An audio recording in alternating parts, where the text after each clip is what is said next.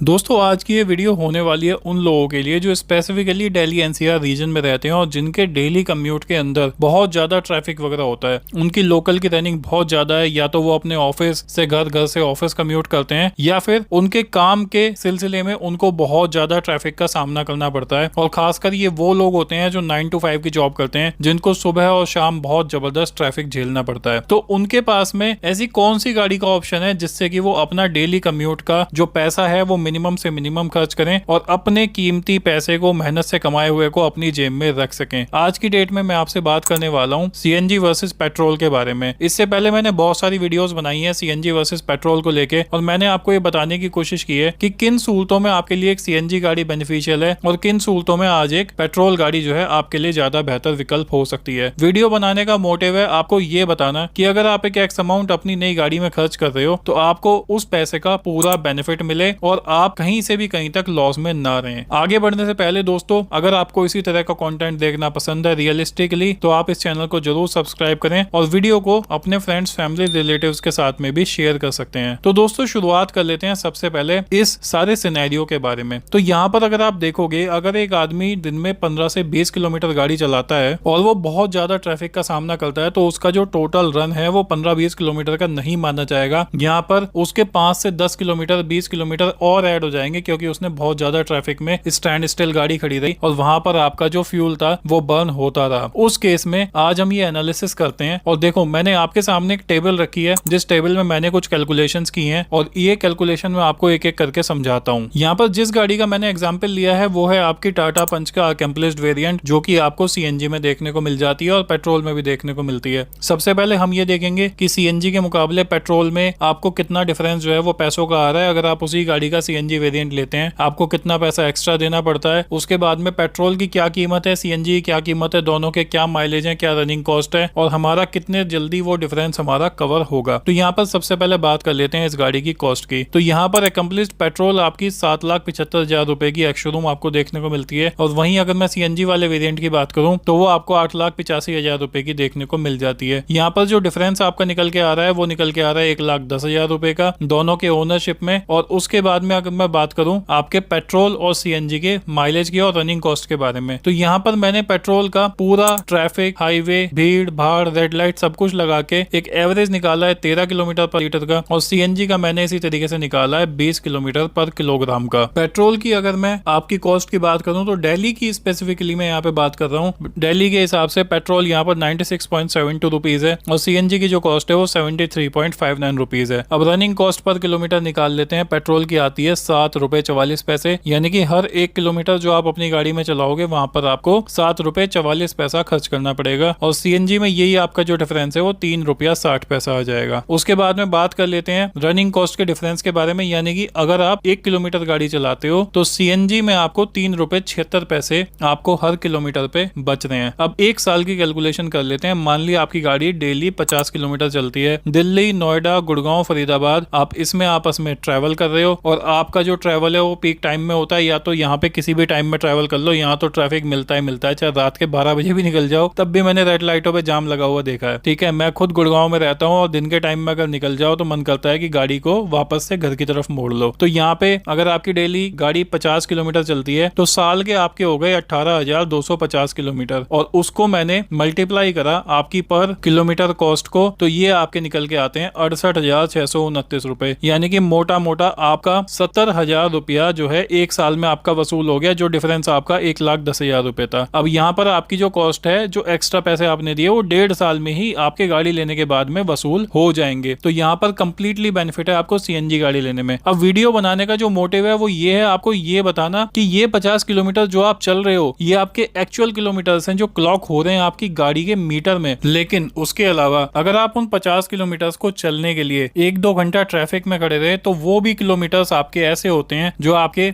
ओडो में क्लॉक नहीं होते हैं, लेकिन वहां पर भी आपकी गाड़ी का फ्यूल जो है वो बर्न हो रहा होता है। चाहे आप ट्रैफिक में खड़े हो, चाहे आप क्रॉल कर रहे हो, चाहे आप रेड लाइट में खड़े हो, ये भी आपका काउंट होता है। और वहां पर भी आपको एक सीएनजी गाड़ी ज्यादा बेनिफिट देगी, क्योंकि अगर उस किलोमीटर को काउंट करोगे अगर आप, तो वहां पर आपका पेट्रोल अगर बर्न होगा तो डेफिनेटली वो आपको 7 रुपए 44 पैसे के हिसाब से बर्न होगा, और आपकी सीएनजी जो है वो आपकी 3 रुपए 60 पैसे के हिसाब से बर्न होगी। तो इस कैलकुलेशन को करते करते हम अक्सर ये भूल जाते आते हैं कि अगर हमारी गाड़ी आइडियल स्टेट में खड़ी है और वहां पर भी हमारा फ्यूल बर्न हो रहा है, हमारा एसी ऑन है, तो हमारा जो एक्चुअल में फ्यूल लग रहा है वो भी काफी ज्यादा अकाउंटेबल है। तो दिल्ली एनसीआर जैसे सिटी में रहकर डेफिनेटली जो है एक सीएनजी गाड़ी ज्यादा बेनिफिशियल होने वाली है, लेकिन उनके लिए जो डेली कम्यूट करते हैं, डेली अपनी गाड़ी को निकालते हैं, उनके लिए बिल्कुल भी नहीं। जो अपनी गाड़ी से बहुत कम कम्यूट करते हैं या फिर वो कैब वगैरह से, मेट्रो वगैरह से जाते हैं या फिर वीकेंड में अपनी गाड़ी को निकालते हैं, उनके लिए पेट्रोल ही एक बेटर ऑप्शन है। अगर आप जानना चाहते हैं क्यों, तो इसके लिए मैंने बहुत सारी वीडियोस बनाई हैं। आप मेरे चैनल पर ऑल अबाउट सीएनजी की प्लेलिस्ट में जाकर उन सभी को देख सकते हैं। आई होप आपको वीडियो देखकर कहीं ना कहीं क्लैरिटी मिली होगी कि आपके लिए कैसे जो है एक सीएनजी गाड़ी बेहतर है अगर आप बहुत ज्यादा ट्रैफिक में ड्राइव करते हैं। तो आपके मन में कोई डाउट, कोई भी कंसर्न हो तो जरूर कमेंट सेक्शन में मेंशन करिएगा। Thank you so much for watching it. Bye bye, take care of yourself and remember always drive safe. Bye bye दोस्तों।